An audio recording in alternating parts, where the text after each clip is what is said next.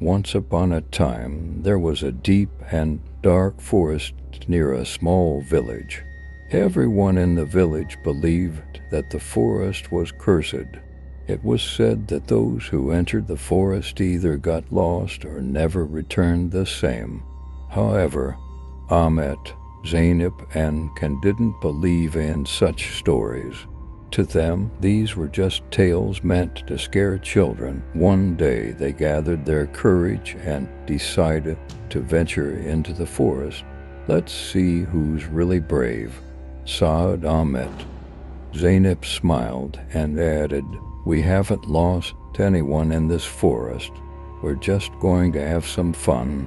Ken hesitated for a moment but didn't want to be left behind, so he agreed to go with them. When they reached the edge of the forest, the trees were so tall and dense that they seemed to block out the sky. The air felt cooler, and even the birds had stopped singing. The silence made the three friends feel a slight chill, but they didn't show it to each other. Slowly, they began walking deeper into the forest. They found a narrow path winding through the trees and followed it. After a while, they spotted an old, creepy cabin. The cabin looked abandoned, with broken windows and a door barely hanging on its hinges. Cobwebs draped the corners, and the wooden boards creaked ominously. Slowly, they began walking deeper into the forest. They found a narrow path winding through the trees and followed it. After a while, they spotted an old, creepy cabin. The cabin looked abandoned, with broken windows and a door barely hanging on its hinges. Cobwebs draped the corners, and the wooden boards creaked ominously. Inside, everything was covered in dust. A broken table, overturned chairs, and an old wardrobe stood in the dim light. "This place really looks abandoned," Ken said softly. Zeynep noticed an old book lying on the dusty table. Its cover was thick with grime, and on the front, in large letters, it said, "Do not read." The warning only made them more curious. Zeynep wiped the dust off and opened the book. On the first page was an eerie message. "Whoever reads this book shall be pursued by the master of the forest." For a moment, everything was silent. Then, suddenly, a strange rustling sound came from outside. "What was that?" Ken whispered, his voice shaking. When they looked out the window, they saw a shadow moving in the distance. But it wasn't a person, it was something bigger, darker, and much more terrifying.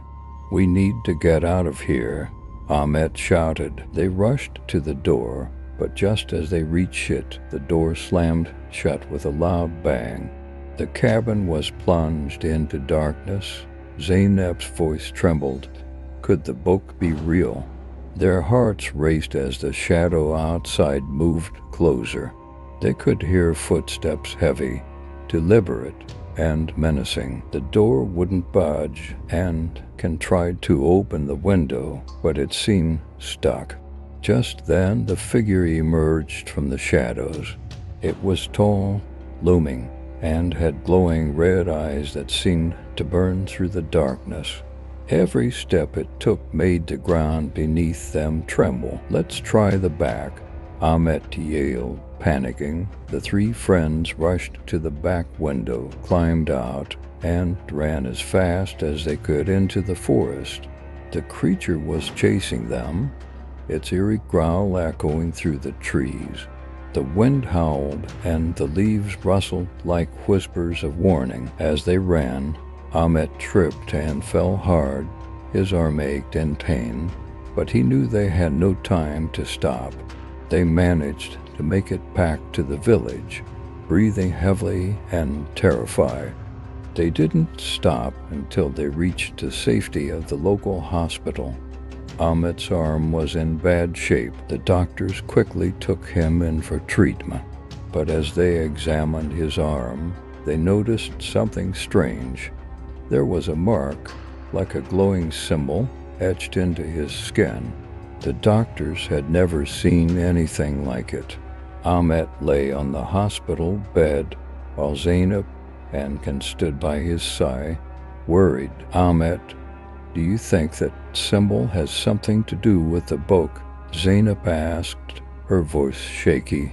Ken was trying to figure out an explanation, but his mind was racing.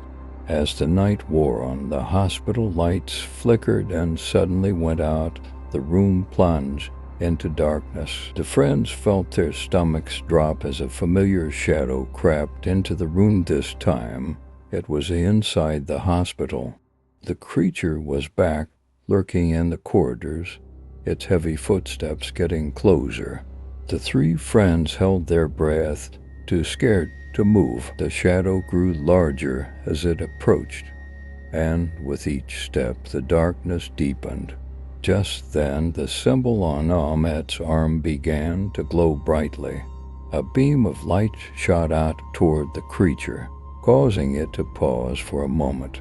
But it wasn't enough to stop it for long. The shadows resumed their movement. There was only one hope left for them.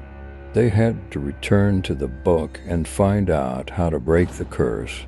But escaping the creature that followed them wouldn't be easy, especially now that it had found them even in the hospital.